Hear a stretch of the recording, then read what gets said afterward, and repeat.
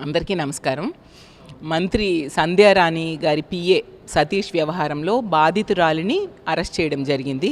నిజంగా ఎంత దుర్మార్గకరమైన చర్యో అర్థమవుతూ ఉంది.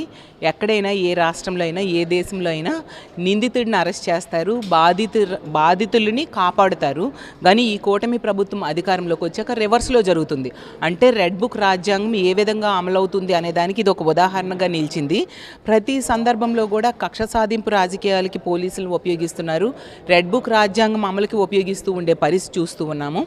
ఈ రాష్ట్రంలో ఒక మహిళ ఆమె ఇంత దారుణంగా వేధింపులకు గురైతే ఆమెకి రక్షించాల్సిన పోలీసులు ఈరోజు ఆమె మీద కేసు పెట్టి రిమాండ్ ఖైదీగా జైల్లో పెట్టారంటే ఎంత దారుణం. అంటే రానున్న రోజుల్లో ఈ కూటమి ప్రభుత్వంలో మహిళలకు ఏదైనా అన్యాయం జరిగితే బయటకు వచ్చి ధైర్యంగా చెప్పుకునే పరిస్థితి లేదు అనేది స్పష్టంగా అర్థమవుతుంది.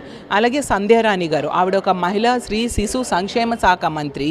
ఈరోజు ఆవిడ ఈ మహిళకు బాధితురాలకు అండగా నిలబడాల్సింది పోయి పిఏకి సపోర్ట్గా మాట్లాడుతూ ఉండే పరిస్థితి. అంతేకాకుండా ఆవిడ మొదట్లో ఏం మాట్లాడారో అదే విధంగా ఈరోజు పోలీసులు మాట్లాడి ఆమె స్క్రీన్ ప్లే డైరెక్షన్ ప్రకారం వెళ్తూ ఈరోజు ఈ బాధితురాలిని అరెస్ట్ చేశారు. మరి వీళ్ళు చేసిన విచారణ ఏముంది? ఇక్కడ వీళ్ళు చేసిన ఎంక్వైరీ ఏముంది?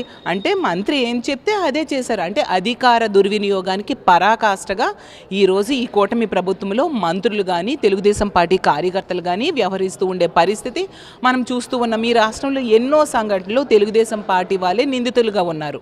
తీసుకుంటే రాప్తాడులో అవ్వచ్చు, అలాగే 14 సంవత్సరాల మైనర్ బాలికను 14 మంది దారుణంగా 6 నెలలు గ్యాంగ్ రేప్ చేశారు. అసలు వాళ్ళ మీద కనీసం ఎన్నో రోజుల వరకు యాక్షన్ కూడా తీసుకొని పరిస్థితి చూసాము. అలాగే తెలుగుదేశం పార్టీ ఎమ్మెల్యేల వల్ల ఎంతోమంది మహిళలు వేధింపులు గురైతే ఎటువంటి చర్యలు మనకి కనిపించదు. అలాగే తెలుగుదేశం పార్టీ అనుచరులు, ఎమ్మెల్యేల అనుచరులు అవ్వచ్చు, కార్యకర్తల వలన కూడా ఎంతోమంది మహిళలు బాధించబడితే ఎటువంటి యాక్షన్ తీసుకోకపోవడం వలన ఇలాంటి తప్పుడు పనులు చేసేవాళ్ళు రిపీటెడ్గా చేస్తూ ఉన్నారు. మేము ఏ తప్పు చేసినా ఈ కూటమి ప్రభుత్వంలో మాకు శిక్షించే వాళ్ళు లేరు అన్న ధైర్యంతో ఈ విధంగా వ్యవహరిస్తూ ఉండే పరిస్థితి మనం చూస్తూ ఉన్నాము.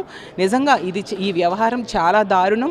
అసలు ఎటువైపు వెళ్తుందా మన రాష్ట్రం అర్థం కాని పరిస్థితి. ఈరోజు ఒక ప్యాకెట్ క్లబ్లు అవ్వచ్చు, లేదా గంజాయి మాఫియా అవ్వచ్చు, కల్తీ మద్యం అవ్వచ్చు, కల్తీ మద్యం తయారు చేసే వాళ్ళు అవ్వచ్చు, ప్రతి దగ్గర కూడా పూర్తిగా తెలుగుదేశం పార్టీ కార్యకర్తలే ఉండే పరిస్థితి మనం చూస్తూ ఉన్నాము.